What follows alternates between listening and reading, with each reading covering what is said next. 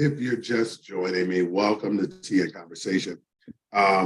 This is Trustee Adam Winston. So listen, I am still a trustee. I am always going to be a trustee in the Village of Glenwood.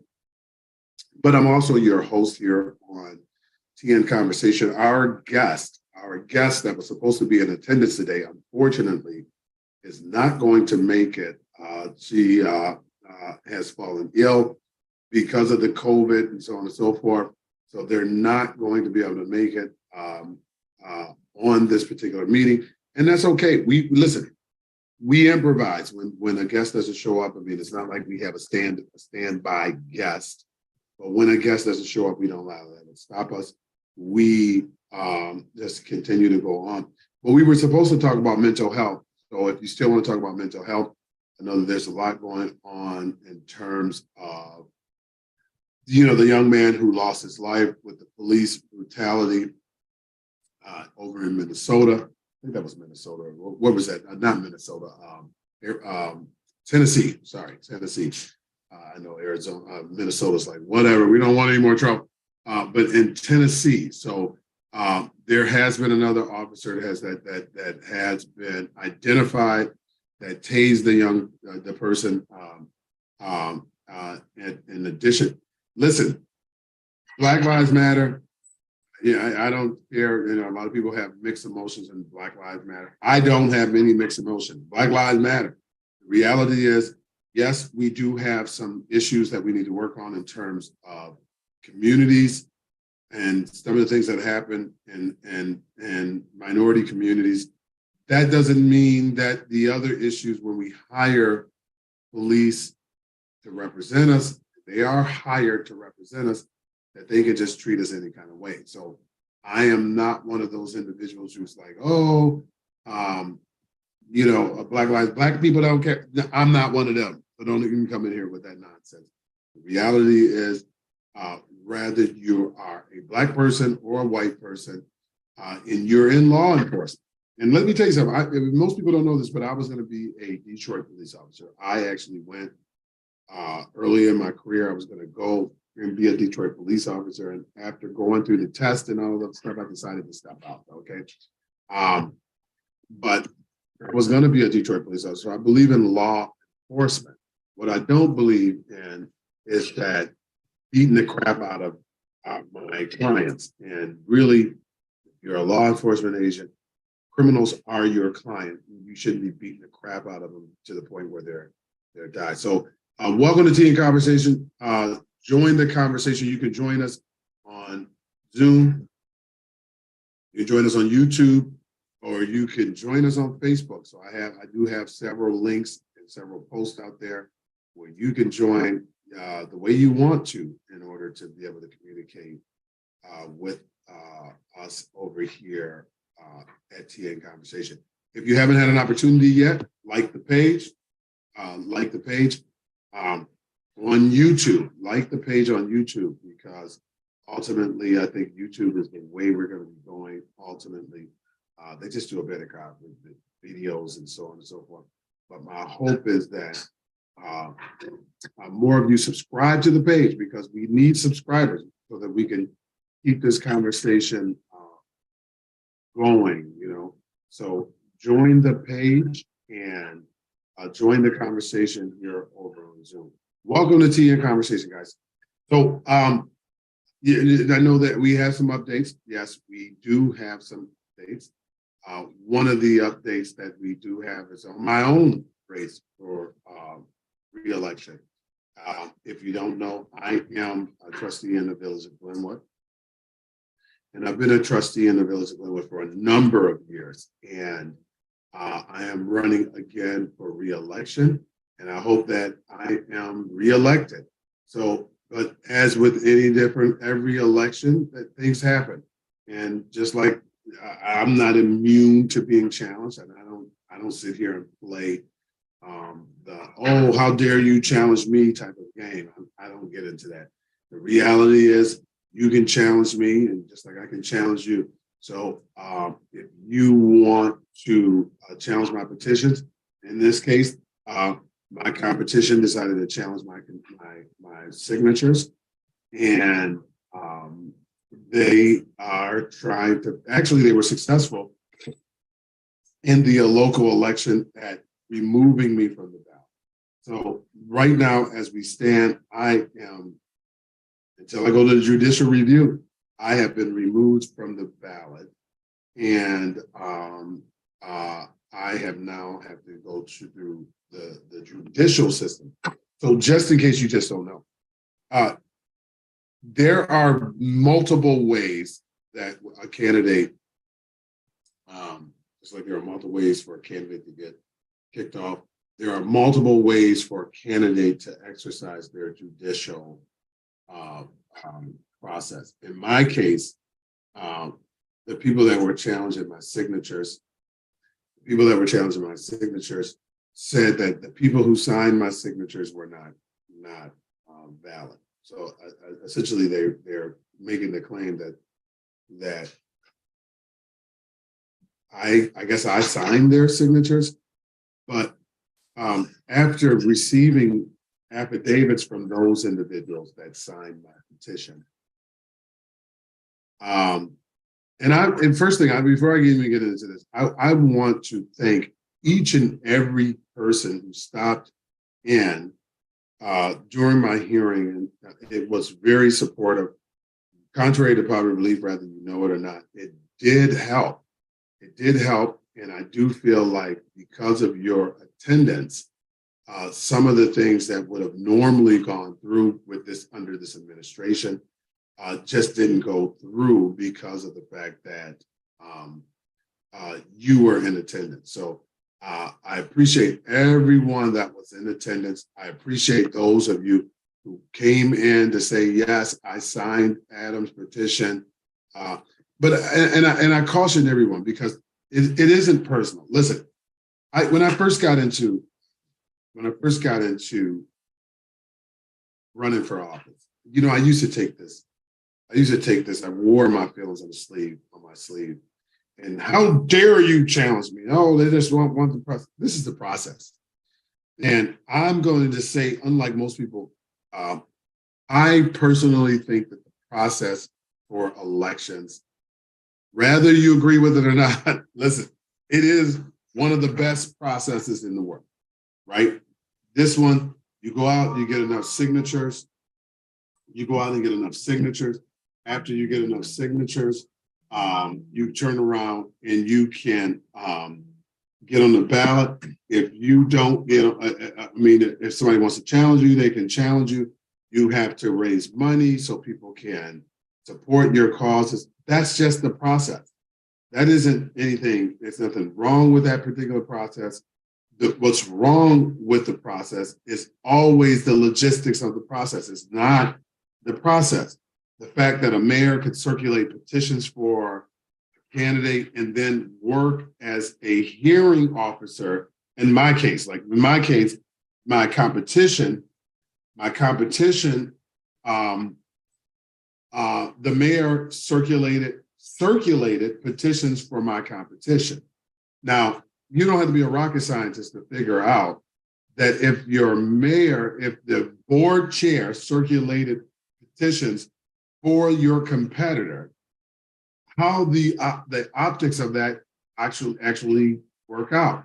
If he's going to circulate petitions, if he's going or she's going to, I'm saying he universally, so I don't want to get into the affirmations or the male and female versions of this stuff or whatever. The reality is if someone circulates petitions on a candidate's behalf, that's where their allegiance lies, right? So my thoughts are for saying that is now you circulated, and you know what? We went through this. We went through this with Donald Trump. I remember when Donald Trump was in office, and many things had happened up. He would be like, "Oh, they're Republican." Well, I in some ways he has a point. Now, and I'd love for you I'd love to have this conversation with you if you don't believe me. But in some ways, he has a point. If he's a Republican, you're a Democrat. We already have a conflict on the way we view the world. That's just the facts. We can all agree with that. Okay. Now, I know that some people say, oh, I'm an independent and I'm not a Democrat or Republican, I'm an independent. I don't trust those, right? No more than I trust the country of Switzerland. I don't trust them because those individuals at any given moment will flip-flop to whoever seems to have the support, right? And this is what happens in many cases when you are dealing with individuals who want to side with one side or another. They want to see who has the better hand, who has the better chance at winning, as opposed to aligning themselves with the candidate that mirrors and more than less is more like what they are. So it isn't the process. Going back to that, it isn't the process that's the problem when it comes to campaigns and so on and so forth. It really is the perversion of the process. Village attorneys arguing the merits one way or another. You know, those type of things are, in my humble opinion, kind of teeter on just irresponsible. If you're the village attorney, why are you offering a position one way or another? Okay.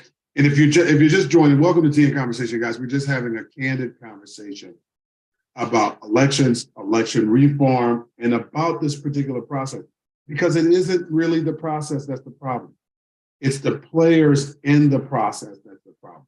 The fact that you have the mayor, in my case, the mayor in his right hand of God, sat there and 90% of the time, those two voted alike.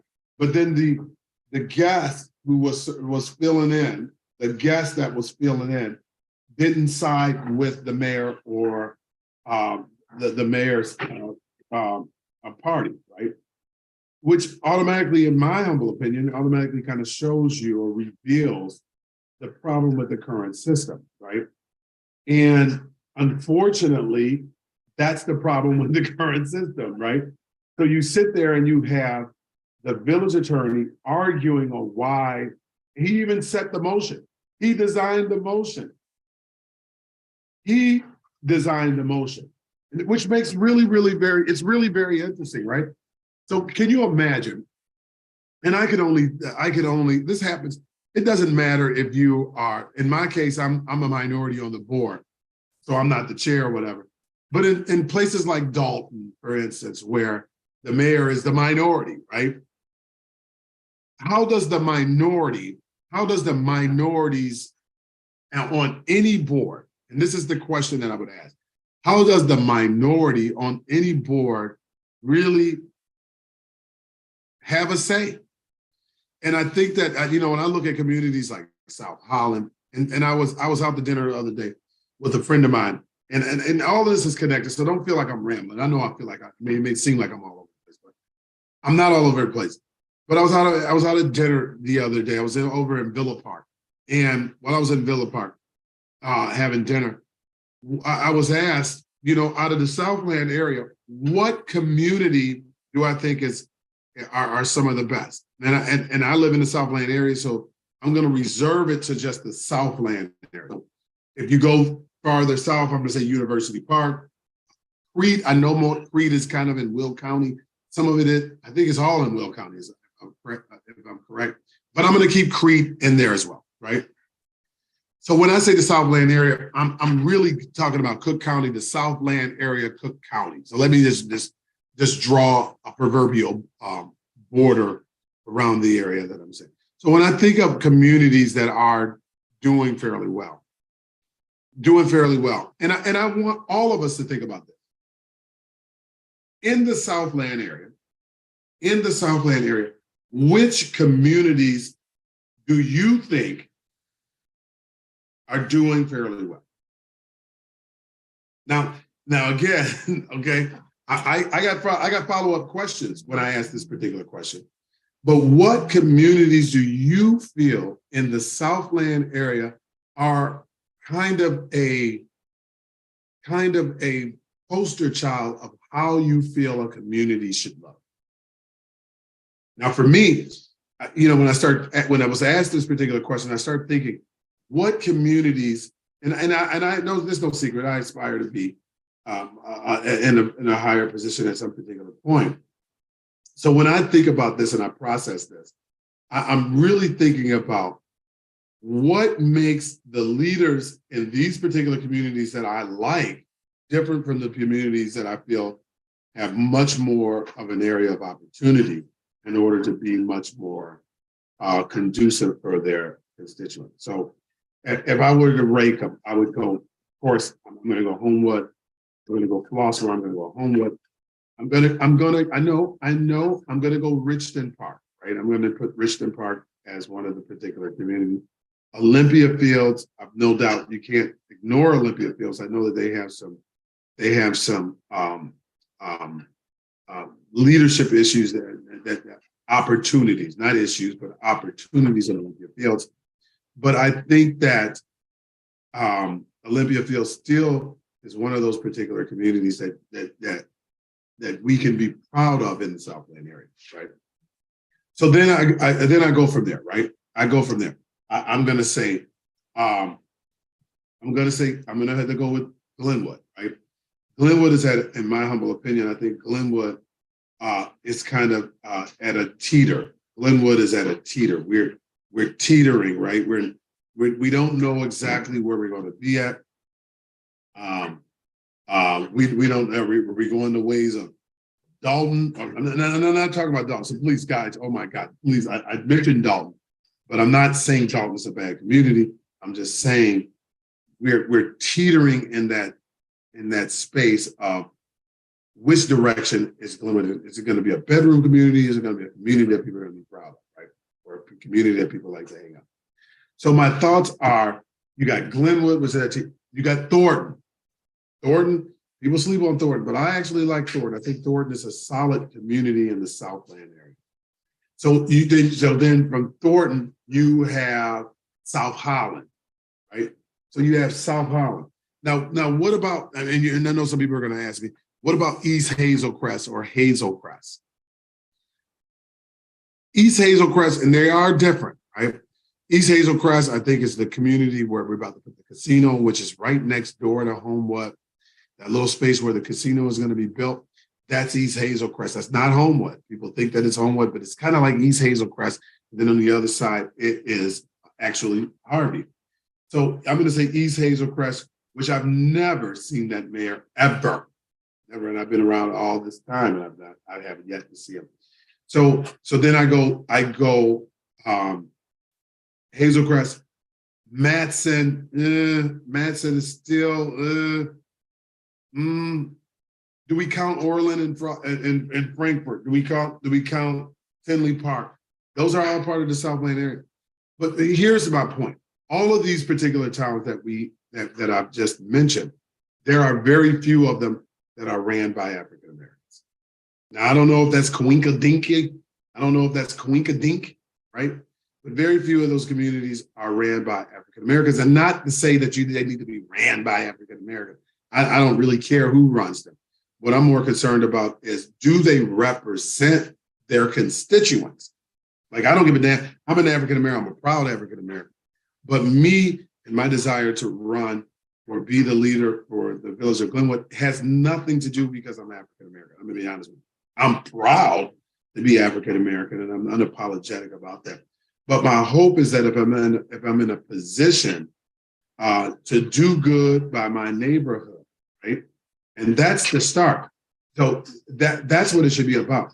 Like, I could never represent a community, and this used to drive me crazy when I'd see individuals from communities that I know that are struggling, and then the leadership comes in with a three-piece suit on. He looks like $1.5 million. When I see individuals like that, I'm like, whoa, wait a minute. How are you wearing custom suit and your community is suffering? That should not be, right? If you're wearing a custom suit, it's like a pastor of a church, and yeah, I'm going to go there. It's like a pastor of a church a pastor of a church that's in a bad neighborhood, that the church continues to grow, but the community around the church is shrinking and is falling apart. At what point does the pastor of that church realize the value of reinvesting in that community?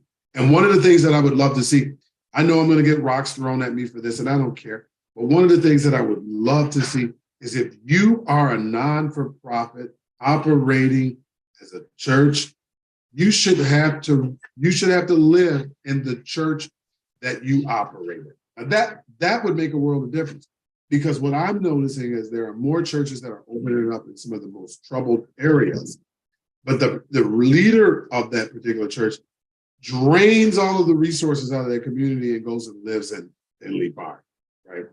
Goes and lives in Frankfurt, right? So they take all of the resources out of that town and go live in South Holland.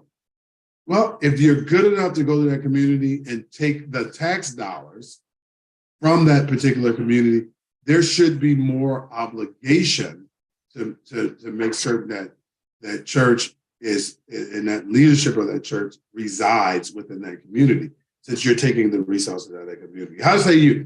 If you're just joining, welcome to Tea and Conversation. You are on with Trustee Adam Winston. We are just shooting the breeze. We were supposed to be doing mental health. Our guest has fallen ill, and that's okay. I can take up an hour in no time discussing issues that are very connected and relevant to our communities. But getting back to my point is, if you're a church leader, you should have to live in the community that you live in, that you serve in, or that you are getting that tax break in.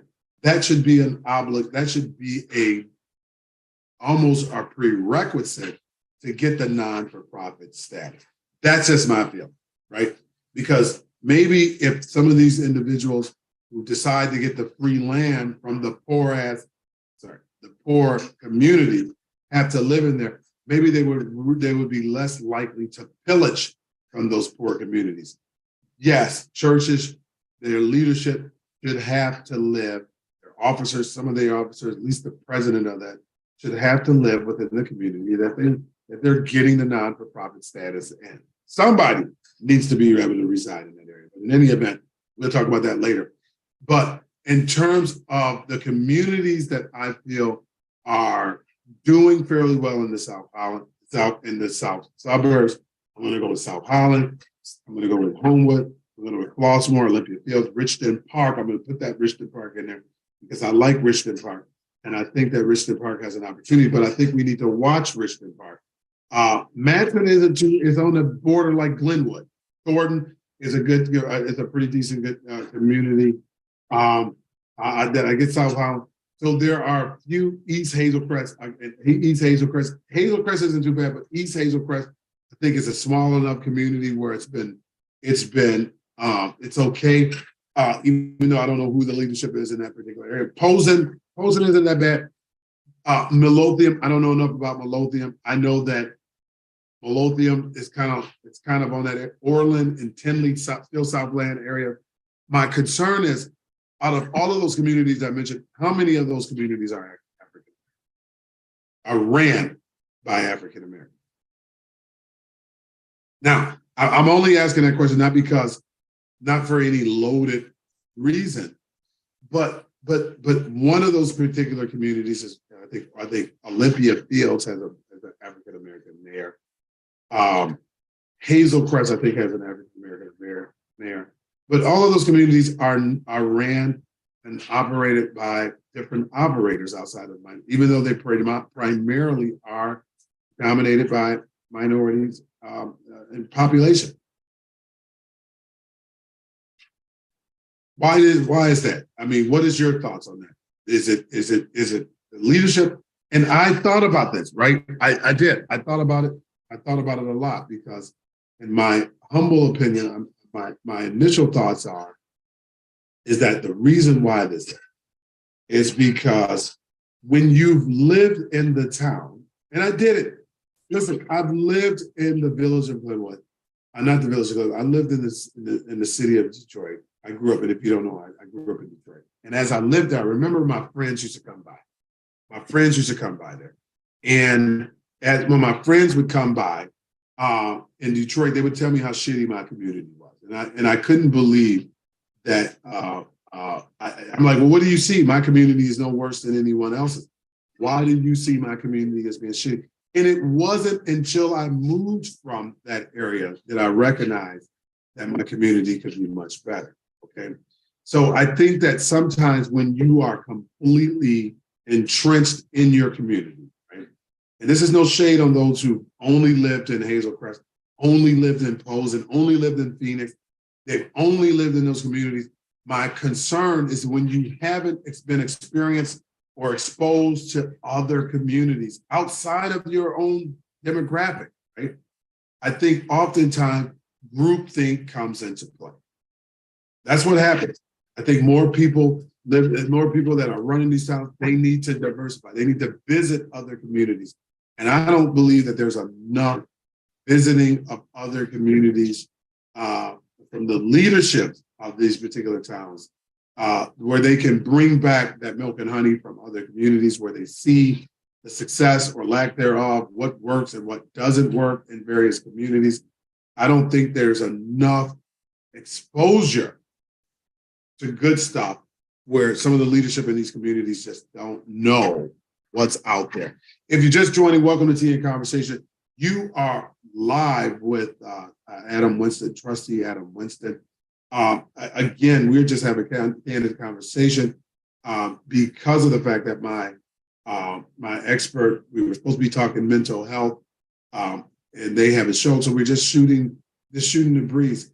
And I'm talking about the communities in the Southland area that seem to be communities that I would live in. How say you? South Holland, Homewood,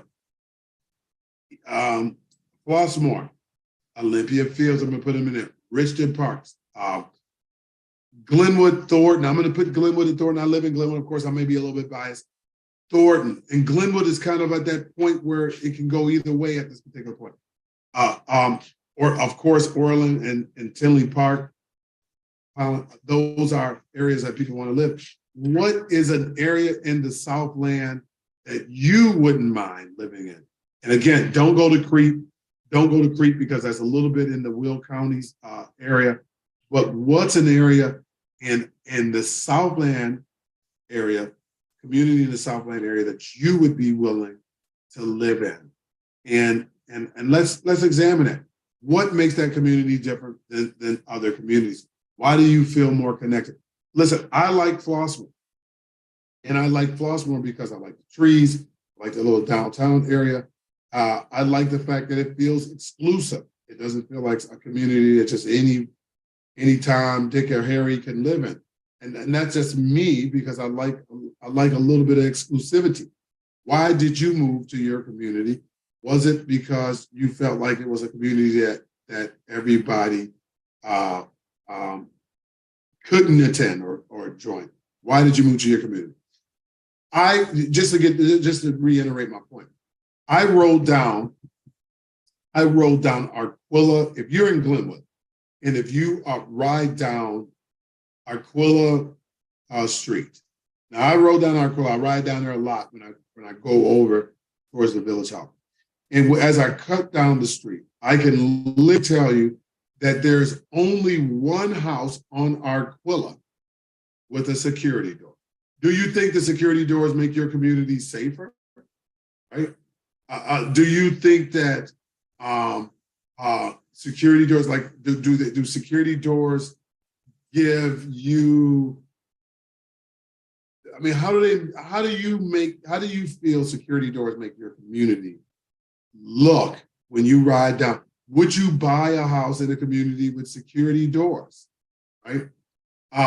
So I mean, these are things that we should all think about. These are things that most people. I mean, we got to a point now where we don't always think about how some of these things affect the property values in our community. Do security doors affect the property value? Do you see a lot of security doors in Homewood? I don't see a lot of security doors in Homewood. Do you see a lot of security doors in Richland Park? Do you see a lot of security doors in South Island? What's the difference between these particular communities that seem to be doing better compared to the communities that you are like, I would never live there? What community would you never live in? That's our question for the day.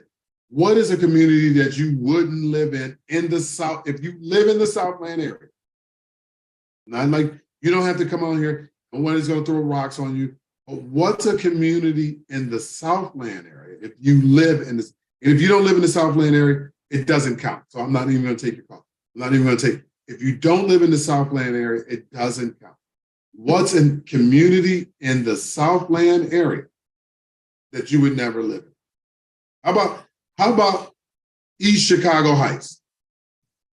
What's your thoughts there? Okay. Does anybody even know where East Chicago Heights is? Okay.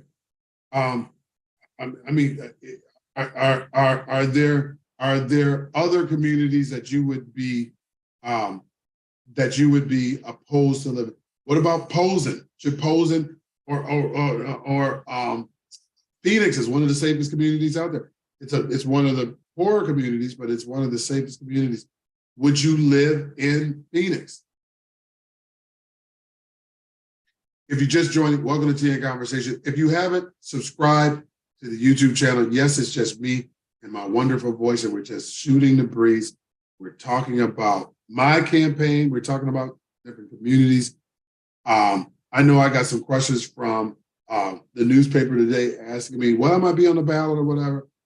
And my gut reaction is, yes, I will be on the ballot. I have to get through this particular kangaroo court that's in the village of Glenwood because it's obviously it's biased. And I don't expect any type of fairness at the court proceedings. I mean, the hearing proceedings, not the court proceeding, at the hearing proceedings, of the level of just anger, you could just see they smell red, they smell blood, and they are going for the jugular to try to make certain that any voters that would consider me that they're just going to have a very enormous, ginormous time trying to vote and support me. But nevertheless, I'm not worried about it, guys. I always tell people that it doesn't matter. It doesn't matter if the person's name on the ballot or if it's not. If you believe in that particular candidate, and I hope that many of you out there are with me, that rather my name is on the ballot or not, we need to go to the polls and make it happen, Captain. And how sweet would that be, right? Where we go to the polls and there's nothing else on this agenda, on this ballot. You have the school board. There's no other elections outside of the local elections. And if you live in the village of Glenwood, what you're going to be voting on is 3 trustees, right? You're going to be voting on the library board. And I don't think that there's anybody even challenging it, the library board. And the school board. Those are the 3 things that you would be voting on. And so this is no doubt a very doable thing. So I don't expect this to be one of those. I didn't expect this to be.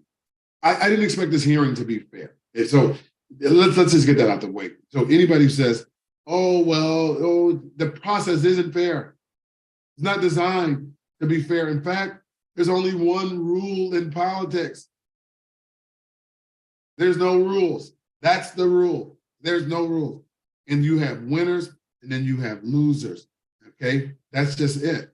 My hope is during this particular campaign is that the 3 people, myself and 2 other people that are running, are victorious in this election so that we can continue the work that we are doing. But I am not, this is going to be a referendum that's going to be passed by you, the residents in the village of Glenwood, because without your support one way or another, rather it's written, rather it's because my name is finally replaced on the ballot, that's the only real way that we're going to see reform in this particular town. Now, I have to say, I would love to win as a write-in candidate, because winning as a write-in candidate for me sends a much louder message than winning as a candidate with the name on the ballot. But of course, I have two other candidates that are running with me, Tangela Taylor and Lisa Hardawig. She is running with me. Those are the two people that are going to be accompanying me, whether we're write-ins or on the ballot. And we got work to do, and we need your support. So if you're just joining, welcome to Tea and Conversation. Listen, look at how quickly time flies. It is almost 20 minutes to the hour, and I've been spending the last hour talking about communities, talking about my re-election campaign. What do you want to talk about? I know that there's a lot going on in terms of the young man who was killed and the police brutality. How does it make you feel if you're a minority? How do you feel knowing that today they did get the one person who tased him? He happened to be not an African American. They suspended him. They didn't fire him. They suspended him. How did you feel when you heard that there was one more person who they just finally got in touch with? He was suspended. He wasn't fired. The other officers were fired. And let me just tell you, okay? So before we get into this, the black and white issue, and we can turn any issue into a black and white issue. What I witnessed, what many of us witnessed during that particular video, is flat out disturbing. I don't care how you slice and dice it. It's flat out disturbing. And what I saw in the earlier part of the videos, and I'm no expert, I'm certain that the different people are going to play it out. What I saw was officers that were hell-bent on, you're going to listen to me. You're going to learn today, right? You may not, I can show you better, that mindset. And there was no grace. There was no professionalism.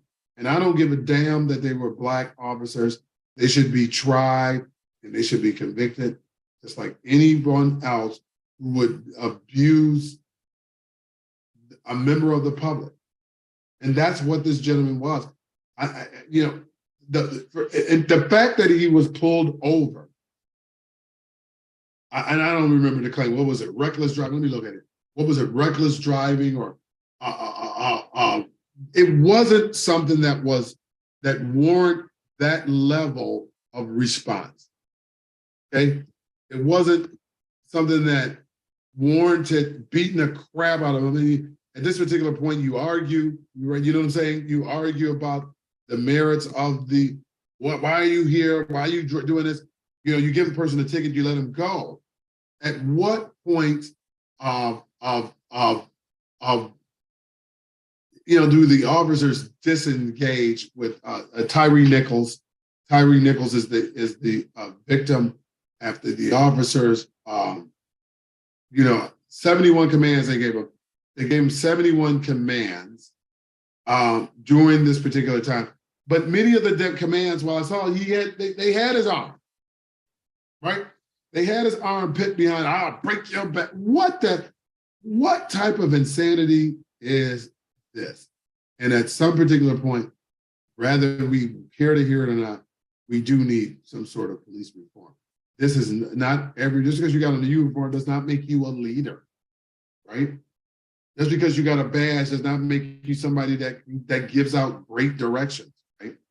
And I think that for too long, we have made people that are far short of making decisions about their own life are making quick split decisions on everyone else's in the public.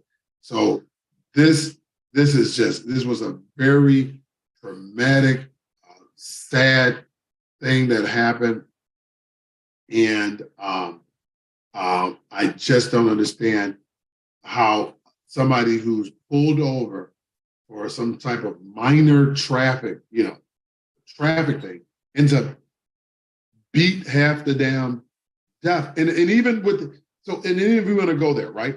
So if we want to go there in terms of him running, listen, I ain't mad at him. I thought about this as I watched the video. I'm not mad at him even running from the officers, because at some particular point, it had just got out of control, right? You're beating the crap out of this man. You're hitting him with this baton, and I couldn't imagine being hit with that. That damn thing hurts. It looks like it hurts, right? So you getting beat that smithereens with this doggone thing. You got 5 officers pulling your arms and legs and bodies and all different. God knows how many other hits that we didn't count, right? Because a lot of times the officers will have you be real close up on you. Bam, they hitting you with a jab. Bam, they hitting you with another jab. Those particular type of hits we don't even count, right? But my point for saying all of this is that a minor traffic incident, a minor traffic pullover, right, identifies to me that there is a much more damning, very concerning way with how we believe police officers should respond to the public. Now, how say you? I'll sit back and take your response. But right now, my concern, okay, is that not everybody's qualified. Not everybody's qualified to make those split-second decisions. Hey, get over here. You know what? You just because I said so, right? And is that the role of police? Get over here because I said so. That don't even work for the children anymore, right? So for adults, I think that we're going to have to find a much more, that can't be the qualifier to beat the crap out of someone, okay? He didn't listen to me. I'm going to beat the crap out of it. That can't be the qualifier, right? At some point, there needs to be somebody needs to seriously consider what the roles of police are. And rather, I know that the Republicans over the Trump era, they really made it like they want to defund the police. This is not about defunding them, but this is about really taking a look at the role that police officers should play. Now, we need police officers. There's no doubt. But we don't need police officers beating the crap out of the public. We don't need that. How does that benefit any of us? And if it's just do what I say because I said so, right? Where does the human element come in into place, right? Where does the human element? Okay, I just think that, and of course the precinct wants to distance themselves. They were just 5 rogue. These officers were not just 5 rogue agents. In fact, let's just go out there on the limb, okay? Let's just go out on the limb. If Tyree Nichols doesn't die, if he just had his teeth knocked out, just beat to short of his life, an inch of his life, does this even make the news? And that's the issue that I have here, right? Because the reality is, how many other incidents like this take place, but they didn't die, right? How many of these incidents take place and the guy just lost a tooth? Maybe he was in a coma for 3-4 days, but he recovered. He got, maybe the arm was broken, and then the officer said that his arm was broken in the struggle. And we automatically, by default, take the officers. We take the officers. I mean, that's what we were bred to do, right? The system is fair, right? That's what we're taught, that if you follow the law and if you respect the law officers, that they're going to respect you. Well, I don't think that that's an option. I don't think that respect of when I was going to the academy, I'll never forget, when I was going to be a Detroit police officer, one of the things that they wanted to test me is, how do I respond if somebody called me a black ass nigga, right? So they would put you in situations where, you would be caught off guard, person spit on you or whatever, how do you respond to that? And different people responded in different ways when they're under that particular, under that different pressure. And the reality is, I don't know when we do these test scenarios, and this is not, stop. I don't even go there, right? This has nothing to do with police officers having a tough job. We all have a tough job, right? We all have a tough job. It does not mean because you have a tough job that you can beat somebody to an inch of their life. That isn't the role of police, right? And we got to stop giving, bad behavior a crutch. Bad behavior is just flat out unprofessional, bad behavior. And it doesn't deserve a crutch simply because there's a ton of other good officers out there. It has nothing to do with the other good officers out there, right? It has nothing to do with some people, some Blacks are not doing what they're supposed to. So, you as a professional police officer are hired. You are hired to be a professional at all times, even in the event that your professionalism is being challenged by, someone who does not want to even talk to you because of what other reason or another, right? Yeah. I mean, that's just the way it is. They may not want to interact with you. They may not want to talk to you. They may not be as complicit and just open to talking to you until the smoke clears. You're on your way to work and you get pulled over by a cop, right? You're on your way to the party, you get pulled over by a cop. You're naturally not going to be in the most pleasant of moods, are we? Right? I know in Michigan, when I was in Michigan, one of the laws that was passed is when police officers gave you a ticket for speeding, they could not say to you, once they gave you the ticket, have a nice day, right?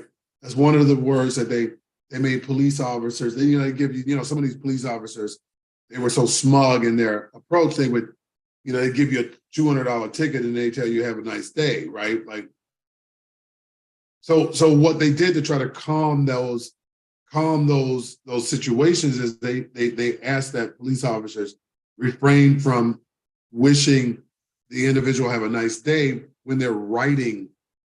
And some people look at this as like, oh, well, that's just too much work. Is it? Can you imagine getting a $200 ticket, right? I'm driving for Uber.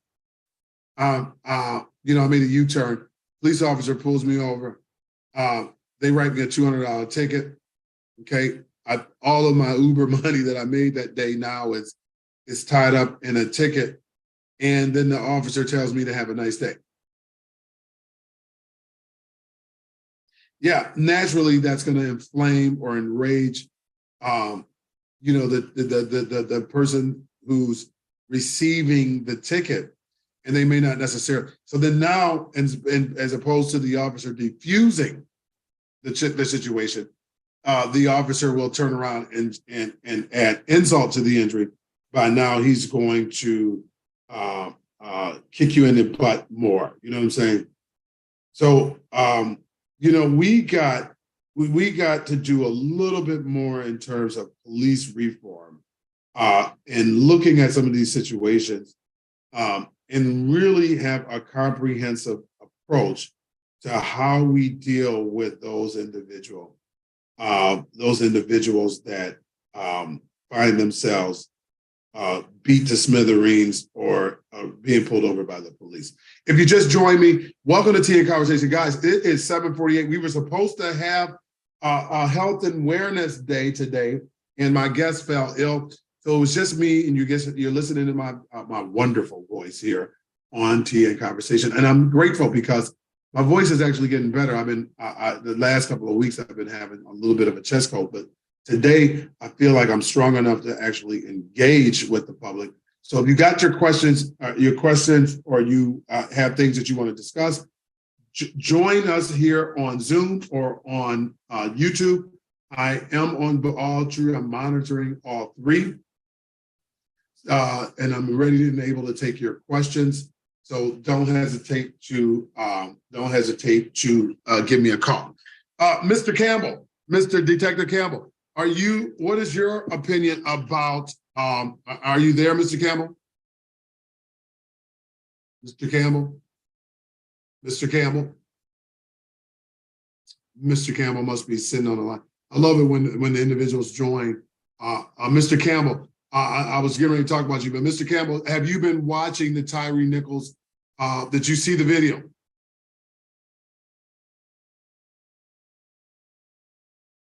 Mr. Campbell?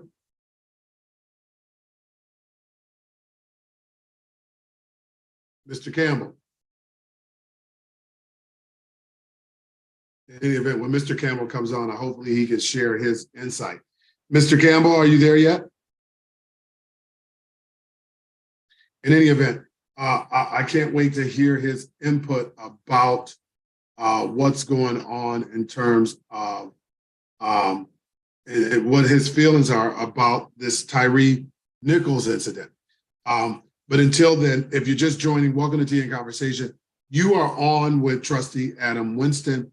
Yes, no. I have been. I'm answering the question somebody's asking me about. Somebody's asking me about the election. Yes, I have been, as of now, I have been removed from the ballot. We are going through judicial review, right? Since I could not have any relief at the Village Hall, I had to go to judicial review to try to get this situation resolved. But I look forward to being on the ballot soon. And even if I'm not on the ballot, what I'm telling people right now is it doesn't matter. It doesn't matter. And I hope that the people who are followers of me and supporters of me understand that this is not about me being on the ballot or not. This needs to be a stamp. This needs to be one of those things where Adam Winston is who we're with because Adam Winston has been doing the work. And we can play the game and I got yous and all this other stuff.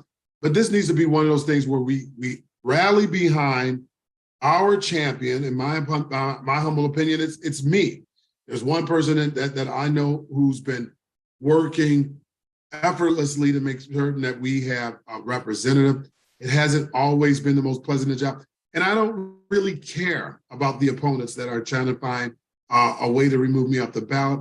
They can make the claim that the signatures didn't match. The claims that this didn't match, right? Because I don't sign, and nobody signs their petitions, right? The same way, but just to not accept the affidavits, I thought that was a low down, dirty thing, just not to accept the affidavit. The people notarized that they did sign it. So this should not have even gone as far as it has. This wasn't about this was not about fairness of the process. This was about the mayor making certain that the people who he circulated petitions for, that they're the only ones on the ballot. And that's the problem with the process. That's the problem with the process. It isn't the process, right? It isn't the process.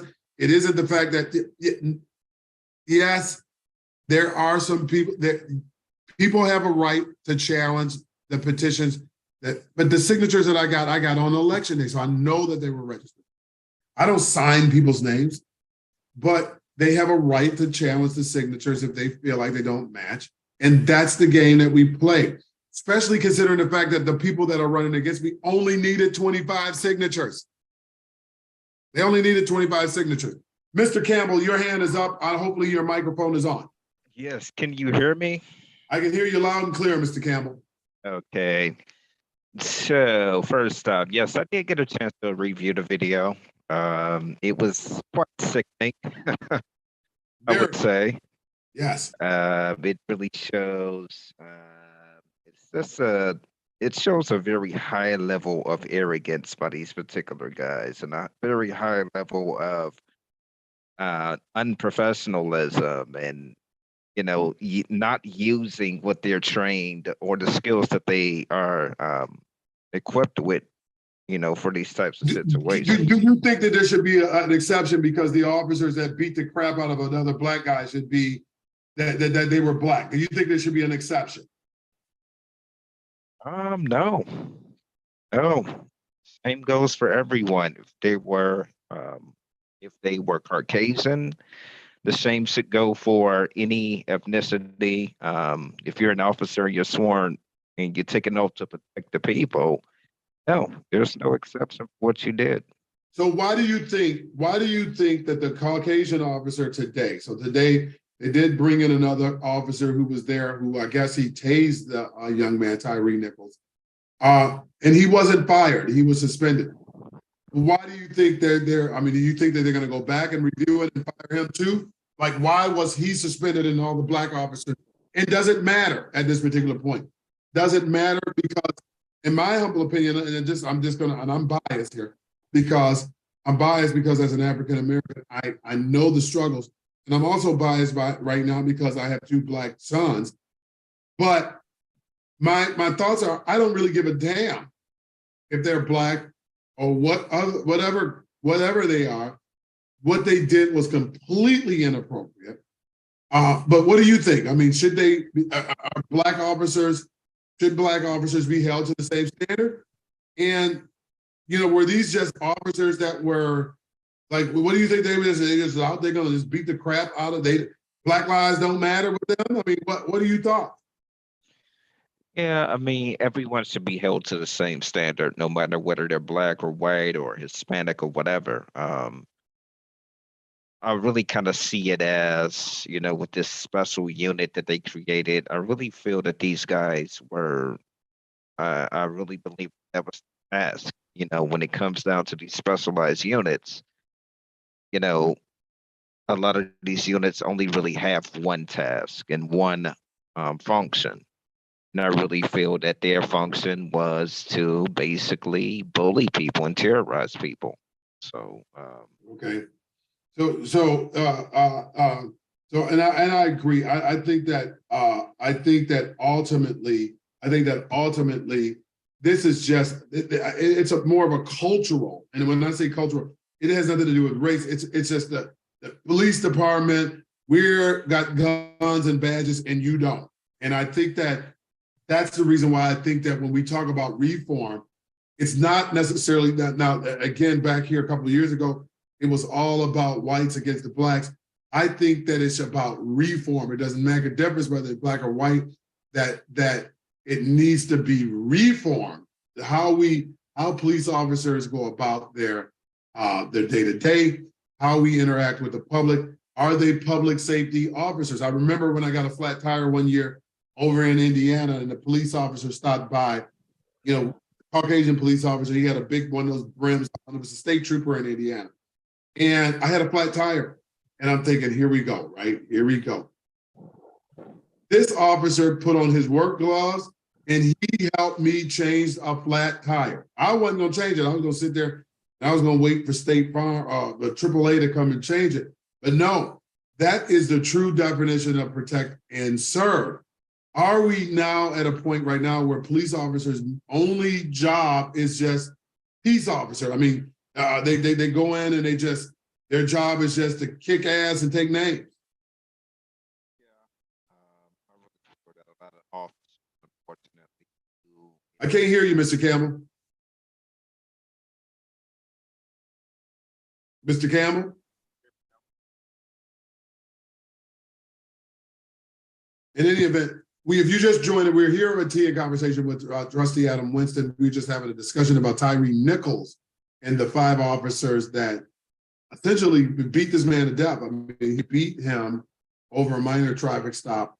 I don't even know if they have real reasons on why they should have beat the crap out of this particular individual. Mr. Campbell, are you there?